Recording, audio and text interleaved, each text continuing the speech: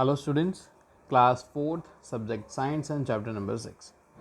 Starting the proceeding with the MCQ, first is which soil is found in ponds, river beds. River bed मतलब होता है नदी का जो बेस होता है उसको हम कहते हैं रिवर बेड. ओके, सो रिवर बेड में कौन सी आपको मिलेगी? सैंडी सॉइल, क्ले सॉइल या फिर लूमी सॉइल. तो इसका आंसर हो जाएगा क्ले सॉइल. ध्यान रखना, अगर आपसे पूछा जाए कि रिवर के जो बैंक्स होते हैं ना उन पर क्या मिलता है, तो वहाँ पर आपको सैंडी सॉइल मिलती है. लेकिन अगर बेड की बात की जाए तो बेड पर हमें क्या मिलती है? क्ले सॉइल मिलती है.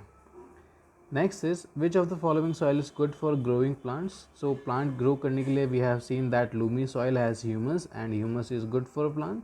Hence to grow plants we should have loamy soil. तो इसका आंसर क्या हो जाएगा? Option number C.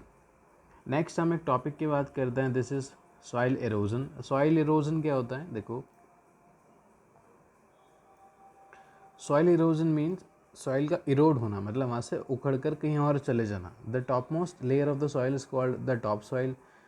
ठीक है, और जैसे जैसे ये जो टॉप सॉइल है ना ये इरोड होती जाती है. अब ये इरोड क्यों होती है ये भी हम देखेंगे. देखो होता क्या है कि जो ये हमारी टॉप मोस्ट सॉइल है ना ये काफ़ी फर्टाइल होती है. Fertile means that this soil is good for farming. यहाँ पर अच्छे से आप फार्मिंग कर सकते हो क्योंकि यहाँ पर काफ़ी ज़्यादा आपको ह्यूमस मिलेगा. ओके, लेकिन होता क्या है कि कभी स्ट्रॉन्ग विंड की वजह से या फिर अगर फ्लड्स अगर आ जाए, बारिश काफ़ी तेज़ हो जाए, तो ये जो सॉइल होती है ना this soil get erode from this place.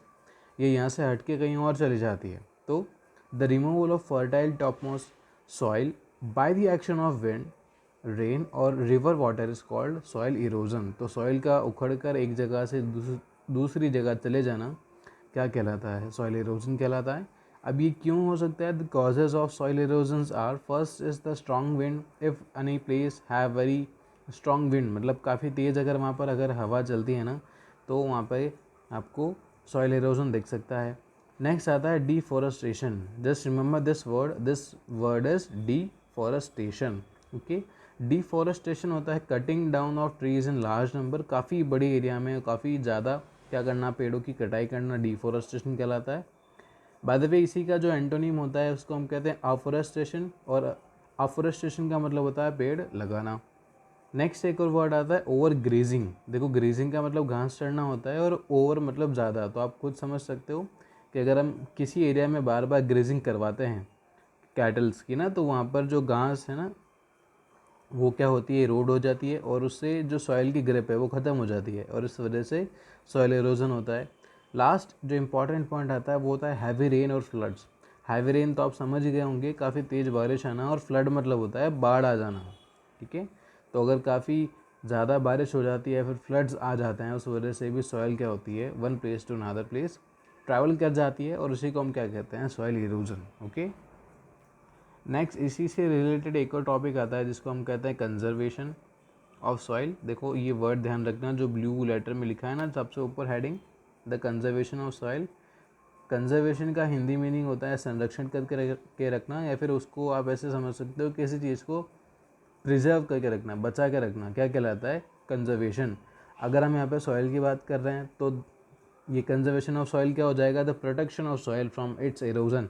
Soil को इरोड होने से बचाना ही क्या हो जाएगा? उसका कंजर्वेशन हो जाएगा. अब आप कैसे कैसे कर सकते हो इसको? बस देखो इसमें जो वो हमने जो कॉजेज़ पढ़े थे ना उन्हीं पॉइंट्स को अगर आप वापस रिपीट कर दो नेगेटिव सेंस में तो यही आंसर बन जाएगा. जैसे हमने देखा था कि अगर ज़्यादा हम ट्रीज़ को कट करते हैं तो क्या हो जाता है? इरोजन हो जाता है. तो यहाँ पर क्या होगा कि हमें क्या करना पड़ेगा? We have to plant the number of trees more than the number of plants cut. जितने कट हो रहे हैं ना उससे ज़्यादा आपको क्या करना पड़ेगा? प्लांटिंग करना पड़ेगा. We should grow different types of crop in the same field to maintain the fertility of the soil.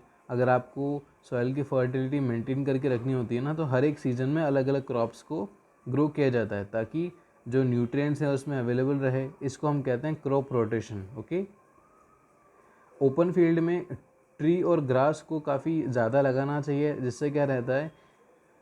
Soil erosion नहीं होता है because the roots of the tree hold the soil tightly. Root क्या करती है?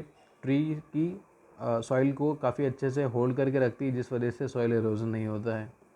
Floods cause soil erosion. देखो floods अभी हमने देखा कि सॉइल इरोजन होता है फ्लड्स की वजह से. तो फ्लड्स को आप कैसे प्रिवेंट कर सकते हो? डैम्स बना के. तो डैम बनाओगे तो सॉइल इरोजन भी ख़त्म हो जाएगा.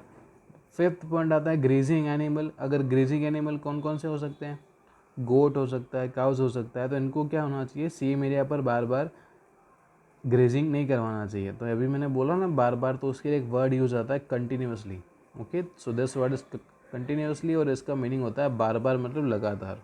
ओके, लास्ट एक और पॉइंट आता है स्टैप फार्मिंग और construction of embankment help to prevent the soil erosion. अब स्टेप फार्मिंग क्या होता है, ये कुछ आपको स्क्रीन पर दिख रहा है ना, ये जो डायग्राम बना रखा है, this is step farming. Steps में अगर फार्मिंग की जाती है ना, तो इससे होता क्या है कि अगर सॉइल अगर इरोड हो भी रही है ना, तो वो फिर एक स्टेप से दूसरे स्टेप पर नहीं आ पाती है, इसको टाइम लगता है। तो सॉइल इरोजन क्या रहता है, एक लिमिटेड प्लेस तक ही रहता है, ज़्यादा नहीं हो पाता है। और जो लिखा है कंस्ट्रक्शन ऑफ एम्बैंकमेंट, तो एम्बैंकमेंट कुछ ऐसा शेप होता है, मतलब कोई ऐसा ऑब्स्टेकल होता है, जैसे कभी आप अगर ट्रैवल करते हो तो आपने स्पीड ब्रेकर देखा है ना, तो अगर ऐसा शेप होता है एम्बैंकमेंट, तो ऐसे बना देते हैं ना, तो जिससे होता है क्या है कि सॉइल जो है ना इसकी बाहर नहीं जा पाती है। So this is called the construction of embankment. Okay, so this was the chapter. Next class में मैं आपको कुछ मीनिंगफुल वर्ड्स स्पेल करने के लिए बोलूँगा, और उनका जो मीनिंग है वो भी आपको बताना है मुझे। Okay, so please be ready for that. Thank you.